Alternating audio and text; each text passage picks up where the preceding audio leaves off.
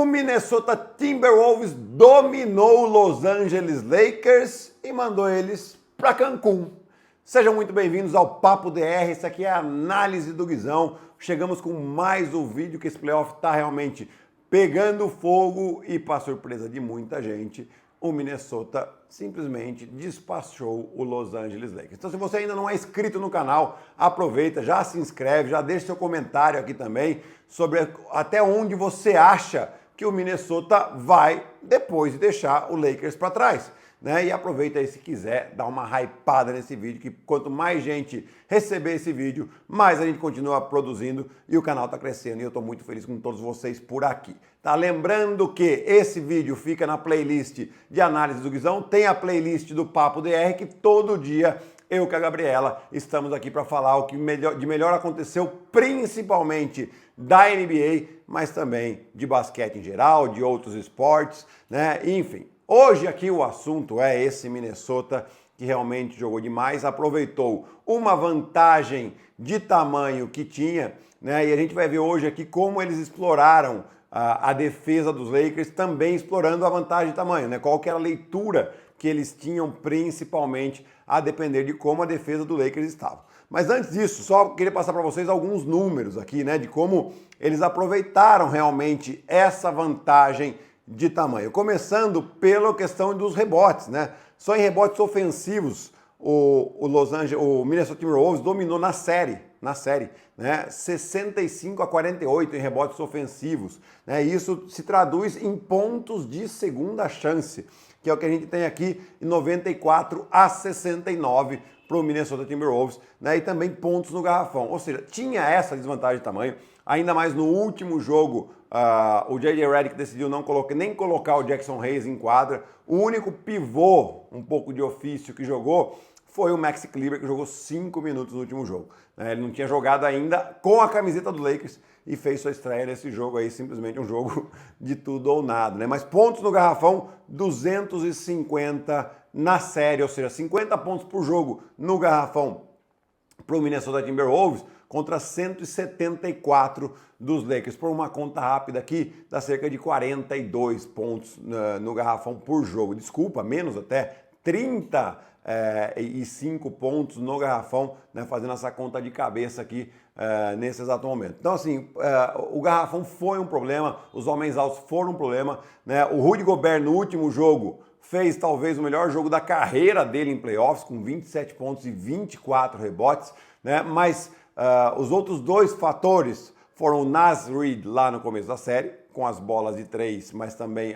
sendo agressivo no aro, mas principalmente Julius Randle. Sim, Julius Randle, que eu confesso que não sou um grande fã, né? Mas eu acho que ele está encontrando um papel melhor na NBA. Por que eu digo isso? Porque o Julius Randle, ele estava lá nos Knicks, né? Ele fez dois anos que ele jogou os playoffs. Na temporada passada ele estava machucado, ele acabou não jogando, né? Então foram os anos de 21 e 23. Tá? E com os Knicks sendo o principal jogador, na segunda, em 23 já tinha o Julius Randle e tal, mas ele ainda era talvez o principal ou um dos principais jogadores, ou seja, o cara que você mais procura, né? E ele não teve uma grande performance, né? Então a média dele nesses dois playoffs foram de cerca de 17 pontos por jogo, mas aproveitamento muito ruim. Os aproveitamentos, por exemplo, de arremesso no geral foram 34% e 28% de 3 pontos nesses 2 anos, né? Agora, quando a gente puxa para cá, e por que eu quero puxar para o ano que ele está no Minnesota? Porque aqui a gente sabe, né? É muito claro para todo mundo que o cara do time é o Anthony Edwards, que você tem o Naz Reid que pode pontuar bem, que você tem outros jogadores que sendo envolvidos, né? O Jaden McDaniels fez uma bela série, inclusive ofensiva, né? Defensivamente a gente já sabe que ele entrega, né? Então você tirando um pouco essa pressão e explorando o Julius Randle em situações em que ele leva vantagem, ele produziu muito bem. Então essas médias subiram lá de 17 pontos para 22 pontos por jogo, né? Subiram de 34% de arremesso de quadra para 48% de arremesso de quadra. E subiram de 3 pontos de 28% para 39%.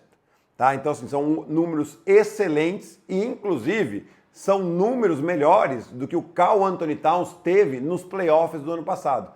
Claro que a amostra do Karl-Anthony Towns, ela é maior, são 16 jogos contra apenas 5 aqui que a gente tá vendo, e uma série, né? O Karl-Anthony Towns jogou 3 séries, tá? Mas assim, é uma amostra bastante interessante, que daí também a gente faz a comparação, já que ele foi trocado pelo Karl-Anthony Towns, né? Então assim, o Julius Randle foi uma peça fundamental, e a gente já vai começar vendo exatamente como o Minnesota atacou com o Julius Randle e com seus homens grandes, né? Como eles faziam para espaçar a quadra e até mesmo aproveitar essas vantagens de tamanho. Se liga nesse vídeo. A gente vai ver aqui como eles vão buscar o Julius Randle no poste baixo, né? Então, primeiro aqui a gente já tem uma pequena troca, mas tem um bloqueio lá embaixo pro Donte DiVincenzo, para ele receber essa bola, e aí ele nem tem uma vantagem muito grande, porque é o Vanderbilt, mas ele tem a vantagem de força, né? Uma situação de 1 contra 1 que eles estavam querendo explorar, né? O que a gente vai ver aqui? Esse passe do Donte DiVincenzo, e também a gente vai ver o Naz Reid, que vai abrir para espaçar, para abrir essa quadra, né? Uma situação aqui de 1 contra 1, onde ele vai atacar, ele não espera muito não, ele sabe que com os outros 4 jogadores que tem em quadra, que são 4 jogadores que podem arremessar de fora, ele vai ter espaço para jogar esse 1 contra 1, então ele não pensa muito, ele já ataca direto aqui o Vanderbilt, e a gente vê aqui, o Dorian Finney-Smith ele não pode ajudar muito exatamente pelo fato de ele estar marcando o Anthony Edwards, que é o maior pontuador do Minnesota no geral, né? E aí ele aproveita e faz essa bola. Outra situação que a gente já vai ver aqui direto, né? Agora é o Gabe Vincent marcando o Julius Randle, também com 4 arremessadores. O Donte DiVincenzo está próximo, então o Rui Hachimura não pode ajudar muito, porque senão ele deixa o arremessador livre, né? E a gente vai ver a quadra bem espaçada de novo. 3 arremessadores, o Anthony Edwards podia até estar um pouco mais próximo aqui da linha de 3, mas sendo ele, é claro que o defensor não vai dar esse espaço, né? A gente vai até ver aqui, ele vai atacar e chega uma ajuda do Vanderbilt. Só que essa ajuda do Vanderbilt, por que ela é pouco efetiva, né? Porque tem uma vantagem de tamanho com o Gabe Vincent, né? Então, na verdade, não tem que ser uma ajuda, tem que ser uma dobra. Porque senão o que vai acontecer aqui? Exatamente o que a gente vai ver, né? O Julius Randle simplesmente vai ver essa ajuda dele pro fundo e vai virar, né? E vai acabar arremessando por cima do Gabe Vincent. Está na vantagem de tamanho, né? Não tem muito o que o Gabe Vincent fazer. E aqui outra situação que a gente está vendo, já não é mais de poste baixo, mas de novo, explorando a vantagem de tamanho do Minnesota. Tem um bloqueio aqui que vai ter uma troca defensiva, beleza? Mas a gente vai ver que toda essa ação aqui é praticamente um chamariz, né? Só para chamar a atenção, porque que a gente vai ver aqui? Um bloqueio do Gobert pro Donte DiVincenzo. Como o Lakers está jogando praticamente com jogadores quase que do mesmo tamanho ali, não tem um homem grande específico, eles têm trocado muito essa defesa, né? E o que a gente vê aqui agora? Ó, olha só como tem 6 jogadores pro outro lado da quadra, o garrafão está completamente vazio e tem esse bloqueio indireto aqui embaixo, na parte de baixo do vídeo, né? Vai ter essa troca, vai ter uma falha de comunicação e o Gobert vai aproveitar e vai cortar aqui para a cesta para fazer a enterrada. Um outro fator ofensivo foi, claro, atacar o Luka Doncic em situações de 1 contra 1, né? O que o Minnesota fazia, né? Pegava o jogador que estava sendo marcado pelo Luka Doncic, fazia ele bloquear o homem que estava sendo defendido pelo Anthony Edwards, eles tinham que trocar, eles faziam essa troca, era o que a defesa do Lakers estava fazendo, e aí o Anthony Edwards ia explorar essa troca em situações de 1 contra 1. Claro que o Lakers estava pronto para fazer as rotações, mas eu quero que vocês prestem atenção no espaçamento, né? O que é o espaçamento? É onde cada jogador se coloca, qual que é a distância, como eles ocupam bem a zona morta para abrir a quadra, né? Para ficar distante. Essa ajuda, o ideal é que a ajuda fique distante, que o jogador com bola, quando ele corte o homem dele, ele tem um tempo ainda para enxergar qual é o companheiro livre, caso essa ajuda chegue. Se ele não chegar, ele corta e vai fazer a bandeja. Então é exatamente o que a gente vai mostrar nesse próximo vídeo aqui, como eles atacaram o Doncic, seja na individual, mas também numa defesa contra a zona que o Lakers marcou por bons momentos nessa série. Logo de cara, a gente vai ver essa situação de pique, né? Acabei de falar que o homem que está sendo defendido pelo Luka Doncic vem fazer o bloqueio para o Anthony Edwards para forçar essa troca, né? E aí a gente vai ver qual que é o espaçamento, o que faz o Minnesota nesse momento aqui, ó. Tá parado? Então a gente tá vendo o Julius Randle indo lá para a zona morta, o Gobert vindo para esse lado de cá e o Anthony Edwards ele vai um pouco mais para o lado em que a defesa tem menos jogadores. Né? Então, exatamente é esse espaço que a gente quer ver a criação da defesa. E quando ele começa a jogar, aqui a gente vai ver, olha, tem 3 homens praticamente pronto para ajudar. O Gabe Vincent aqui, que está sendo marcado pelo Donte, que está marcando o Donte DiVincenzo. O Rui Hachimura, que é o marcador do Gobert, ele já fica dentro do garrafão. E o Reeves aqui também para congestionar. Né? Porém, aqui que a gente vai ver aqui? A gente vai ver uma situação em que o Donte DiVincenzo está aberto e o Mike Conley aqui embaixo no vídeo, ele vai abrir, ele tá dentro da linha dos 3, ele vai sair para a linha dos 3 para abrir um pouco mais esse espaço. E quando tem esse corte, exato aqui, ó, teve o corte do Anthony Edwards, o primeiro homem da ajuda, quem vem fazer é o Rui Hachimura. Porém, isso causa um desequilíbrio, porque o Gobert está do lado do aro. Né? O que vai acontecer? O Austin Reeves ele tem que chegar para fazer essa ajuda. E aí abre completamente aqui o Mike Conley livre para meter essa bola de 3. Boa leitura do Anthony Edwards, explorando muito bem. Aqui a gente vai ver, ó, defesa 3-2 do Lakers, né? 3 homens em cima, com o Luka Doncic e o LeBron James na parte de baixo. O que a gente vai ver? Uma movimentação de bola tranquila. Nesse momento aqui, ó, até acho que a defesa do Lakers erra um pouco, porque acaba colocando 2 homens aqui no Edwards. Tudo bem que é o Anthony Edwards, mas estamos numa defesa por zona, né? Você não precisa, ele não está numa posição agressiva, mas beleza. Né? É essa rotação que a gente vai ver que é o problema para os Lakers e como o Minnesota ataca bem.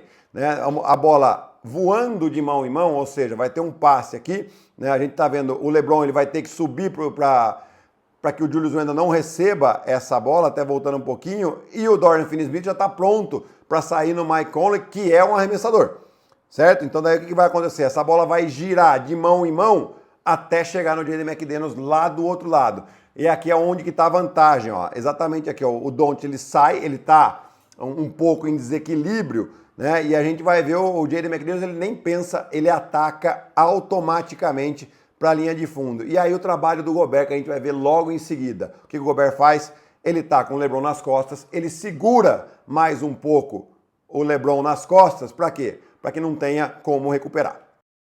Os Lakers simplesmente não conseguiram parar esse ataque, porque, claro, quando tinha um arremesso, e sinceramente, assim, vendo a série, eu até nem acho que o Minnesota atacou por momentos tão bem assim, né? Mas esses momentos que eu mostrei aqui, eles souberam explorar. Porém, a carga no rebote, que a gente já deu os números aqui, isso aí dava posses extras e extras e extras para o Minnesota, eles souberam explorar muito bem. Agora a Minnesota vai enfrentar ou o Golden State Warriors ou o Houston Rockets, que são completamente diferentes, certo? O Houston Rockets já tem uma característica mais parecida com o próprio Minnesota Timberwolves. Você tem o Şengün, você tem o Jabari Smith Jr., que apesar de não jogar muito próximo à cesta, ele é grande. Você tem o Steven Adams, que faz muita carga no rebote. Então essa é uma batalha em que do garrafão vai ser bastante interessante, caso aconteça. Né? Já o Golden State, ele é mais parecido com os Lakers, apesar do Golden State ter alguns homens grandes ali, o Kevin Looney, o Quentin Post tem jogado bastante, apesar de ele arremessar de fora, ele é um cara grande, né? Querendo ou não ter o Tracy Jackson Davis e o Draymond Green, que é um baita defensor. Né? Então já muda um pouquinho essa figura. Né? Quem que eles vão querer atacar? Muito provavelmente o Stephen Curry. Porém, o Golden State protege muito bem o Stephen Curry, melhor do que o Lakers protegeu o Luka Doncic. Né? Então vai ser bastante interessante esse próximo desafio do Minnesota Timberwolves, né? Mas eles já mostraram que tem calibre sim para ir longe. Eles têm calibre para chegar numa final de conferência. Eles têm calibre para chegar numa final de NBA. É claro que o caminho ele é muito duro porque essa Conferência Oeste ela é extremamente competitiva, né? Mas eles mostraram que tem. Na verdade, eu acho que o Minnesota tem 8 titulares. Jogam 5 de cada vez. Mas esses 8 jogadores sabem cada um muito bem o seu papel dentro de quadra. Né? Já vem da experiência da temporada passada de chegar numa final de conferência e já estão criaram um pouco mais de casca. Tem um jogador atrevido, de muita qualidade, como o Anthony Edwards, e tem essa questão de proteção de aro com o Gobert, o garrafão muito forte também. Então é um time assim que se chegar numa final de NBA, por mais que possa parecer uma surpresa, não é tanto assim. né? Porque é um time extremamente sólido. Então vamos ficar de olho nesse Minnesota Timberwolves. Comenta aqui para mim também até onde você acha que eles podem chegar e se esse time tem o suficiente para ser campeão. Lembre-se de se inscrever no canal e até o próximo vídeo.